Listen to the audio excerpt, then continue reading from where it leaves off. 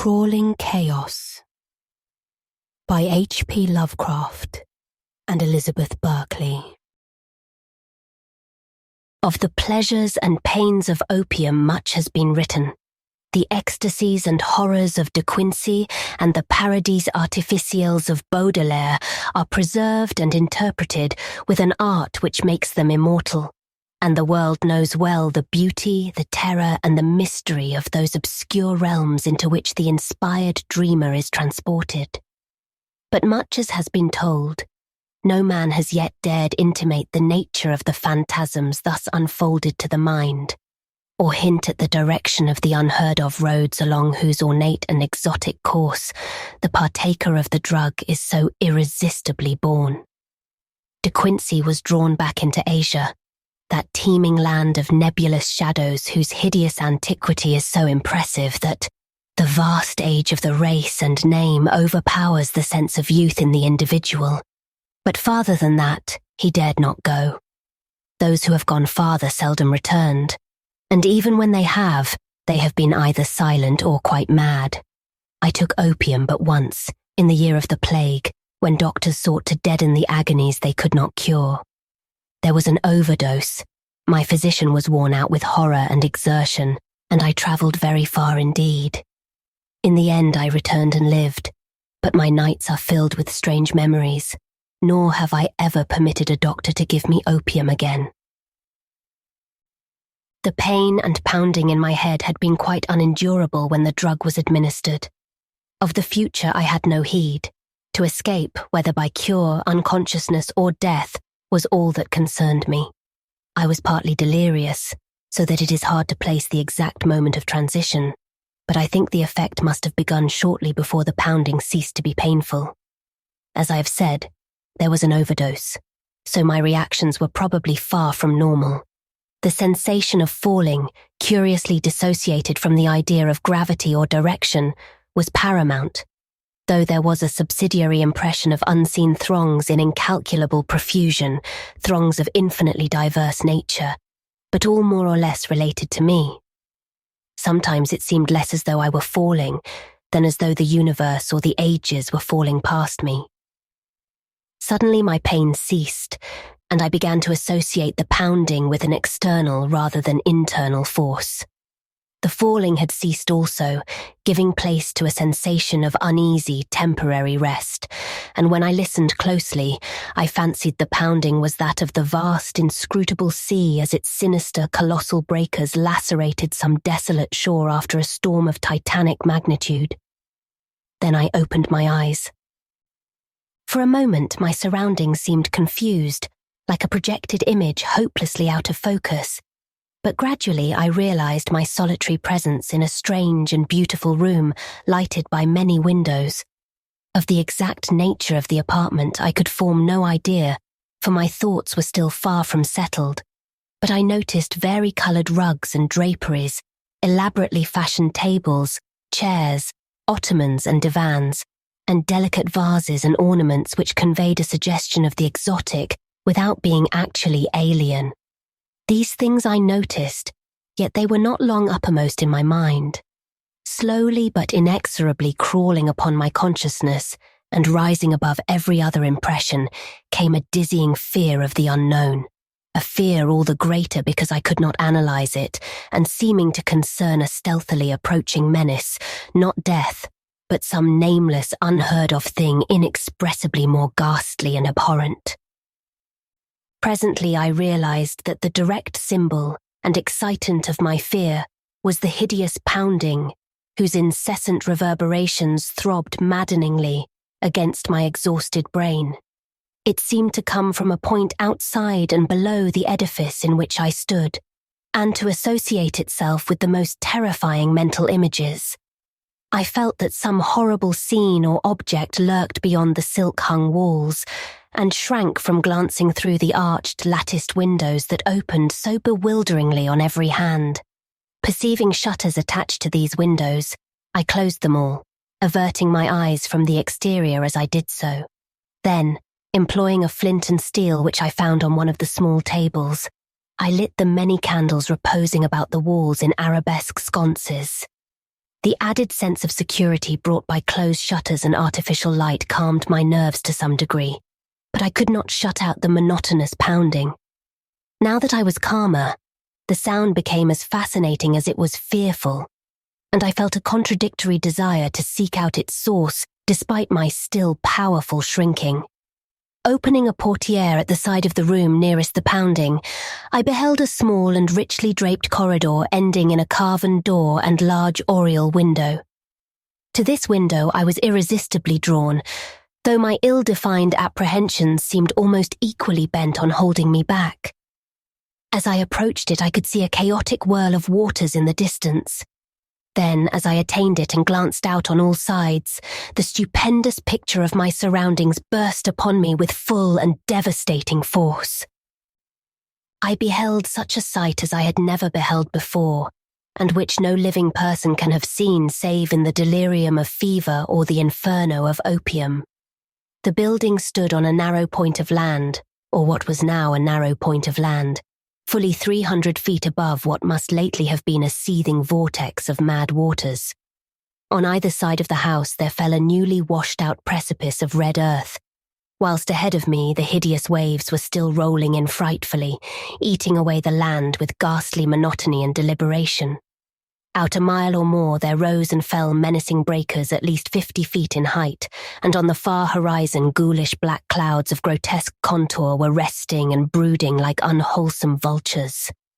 The waves were dark and purplish, almost black, and clutched at the yielding red mud of the bank as if with uncouth, greedy hands. I could not but feel that some noxious marine mind had declared a war of extermination upon all the solid ground, perhaps abetted by the angry sky. Recovering at length from the stupor into which this unnatural spectacle had thrown me, I realized that my actual physical danger was acute. Even whilst I gazed, the bank had lost many feet, and it could not be long before the house would fall undermined into the awful pit of lashing waves.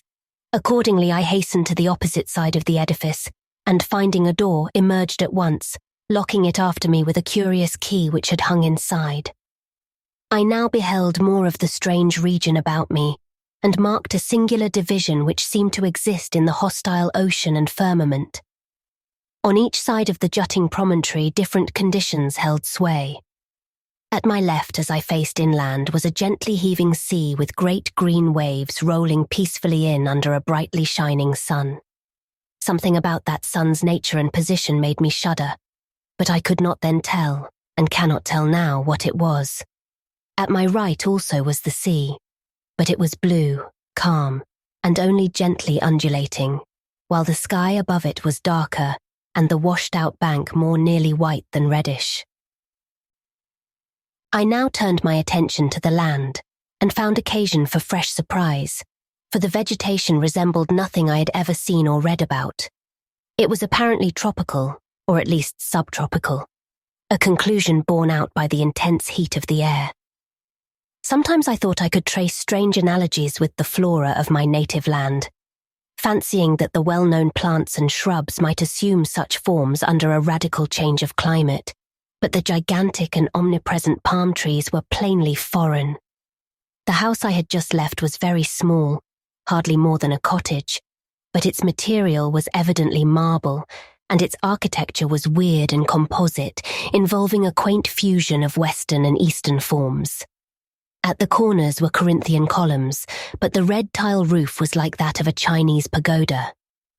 From the door inland there stretched a path of singularly white sand, about 4 feet wide, and lined on either side with stately palms and unidentifiable flowering shrubs and plants. It lay toward the side of the promontory, where the sea was blue and the bank rather whitish. Down this path I felt impelled to flee, as if pursued by some malignant spirit from the pounding ocean. At first it was slightly uphill. Then I reached a gentle crest.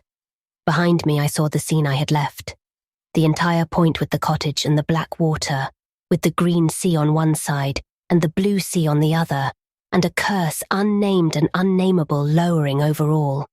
I never saw it again, and often wonder. After this last look, I strode ahead and surveyed the inland panorama before me. The path, as I have intimated, ran along the right-hand shore as one went inland.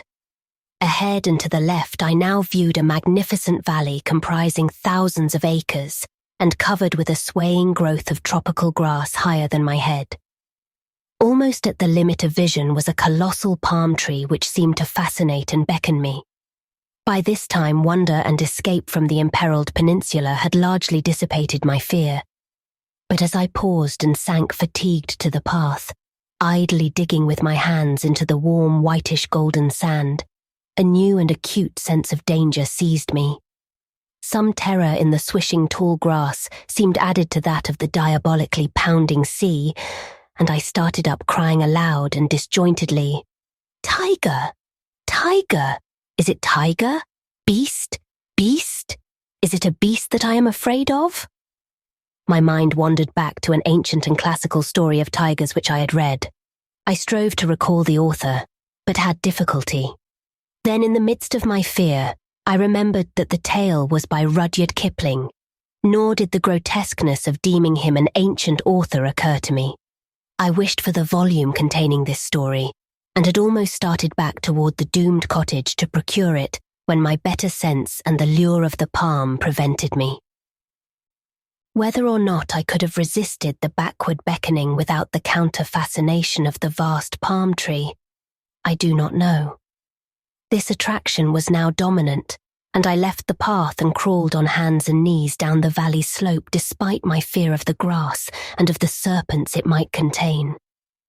I resolved to fight for life and reason as long as possible against all menaces of sea or land, though I sometimes feared defeat as the maddening swish of the uncanny grasses joined the still audible and irritating pounding of the distant breakers. I would frequently pause and put my hands to my ears for relief, but could never quite shut out the detestable sound.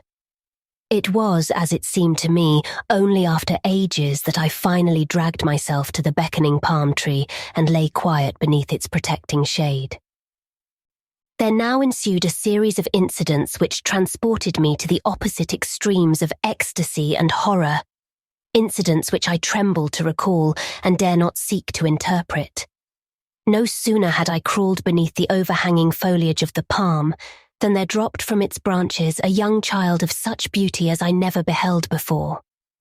Though ragged and dusty, this being bore the features of a faun or demigod, and seemed almost to diffuse a radiance in the dense shadow of the tree. It smiled and extended its hand, but before I could arise and speak, I heard in the upper air the exquisite melody of singing, notes high and low blent with a sublime and ethereal harmoniousness. The sun had by this time sunk below the horizon, and in the twilight I saw that an aureola of lambent light encircled the child's head. Then, in a tone of silver, it addressed me. "It is the end. They have come down through the gloaming from the stars. Now all is over, and beyond the Arinurian streams we shall dwell blissfully in Tello." As the child spoke, I beheld a soft radiance through the leaves of the palm tree, and rising greeted a pair whom I knew to be the chief singers among those I had heard. A god and goddess they must have been, for such beauty is not mortal, and they took my hands, saying, "Come, child, you have heard the voices, and all is well." In Tello, beyond the Milky Way and the Arinurian streams, are cities all of amber and chalcedony, and upon their domes of many facets glisten the images of strange and beautiful stars. Under the ivory bridges of Tello flow rivers of liquid gold, bearing pleasure barges bound for blossomy Cytherean of the seven suns. And in Tello and Cytherean abide only youth, beauty, and pleasure, nor are any sounds heard, save of laughter, song, and the lute. Only the gods dwell in Tello of the golden rivers, but among them shalt thou dwell. As I listened, enchanted, I suddenly became aware of a change in my surroundings. The palm tree, so lately overshadowing my exhausted form, was now some distance to my left and considerably below me. I was obviously floating in the atmosphere, companioned not only by the strange child and the radiant pair, but by a constantly increasing throng of half-luminous, vine-crowned youths and maidens with wind-blown hair and joyful countenance. We slowly ascended together, as if borne on a fragrant breeze which blew not from the earth, but from the golden nebulae, and the child whispered in my ear that I must look always upward to the pathways of light, and never backward to the sphere I had just left. The youths and maidens now chaunted mellifluous choriambics to the accompaniment of lutes, and I felt enveloped in a peace and happiness more profound than any I had in life imagined, when the intrusion of a single sound altered my destiny and shattered my soul. Through the ravishing strains of the singers and the lutanists, as if in mocking demoniac concord, throbbed from gulfs below the damnable, the detestable pounding of that hideous ocean, and as those black breakers beat their message into my ears, I forgot the words of the child and looked back, down upon the doomed scene from which I thought I had escaped. Down through the ether I saw the accursed earth turning, ever turning, with angry and tempestuous seas gnawing at wild, desolate shores and dashing foam against the tottering towers of deserted cities. And under a ghastly moon there gleamed sights I can never describe, sights I can never forget. Deserts of corpse-like clay and jungles of ruin and decadence where once stretched the populous plains and villages of my native land, and maelstroms of frothing ocean where once rose the mighty temples of my forefathers. Around the northern pole steamed a morass of noisome growths and miasmal vapours, hissing before the onslaught of the ever-mounting waves that curled and fretted from the shuddering deep. Then a rending report clave the night, and athwart the desert of deserts appeared a smoking rift. Still the black ocean foamed and gnawed, eating away the desert on either side as the rift in the centre widened and widened. There was now no land left but the desert, and still the fuming ocean ate and ate. All at once I thought even the pounding sea seemed afraid of something, afraid of dark gods of the inner earth that are greater than the evil god of waters. But even if it was, it could not turn back. And the desert had suffered too much from those nightmare waves to help them now. So the ocean ate the last of the land and poured into the smoking gulf, thereby giving up all it had ever conquered. From the new flooded lands it flowed again, uncovering death and decay. And from its ancient and immemorial bed it trickled loathsomely, uncovering nighted secrets of the years when time was young and the gods unborn. Above the waves rose weedy, remembered spires. The moon laid pale lilies of light on dead London, and Paris stood up from its damp grave to be sanctified with stardust. Then rose spires and monoliths that were weedy but not remembered. Terrible spires and monoliths of lands that men never knew were lands. There was not any pounding now, but only the unearthly roaring and hissing of waters tumbling into the rift. The smoke of that rift had changed to steam, and almost hid the world as it grew denser and denser. It seared my face and hands, and when I looked to see how it affected my companions, I found they had all disappeared. Then very suddenly it ended, and I knew no more till I awaked upon a bed of convalescence. As the cloud of steam from the Plutonic Gulf finally concealed the entire surface from my sight, all the firmament shrieked at a sudden agony of mad reverberations which shook the trembling ether. In one delirious flash and burst it happened, one blinding, deafening seething of fire, smoke and thunder that dissolved the wan moon as it sped outward to the void. And when the smoke cleared away, and I sought to look upon the earth, I beheld against the background of cold, humorous stars only the dying sun and the pale, mournful planets searching for their sister.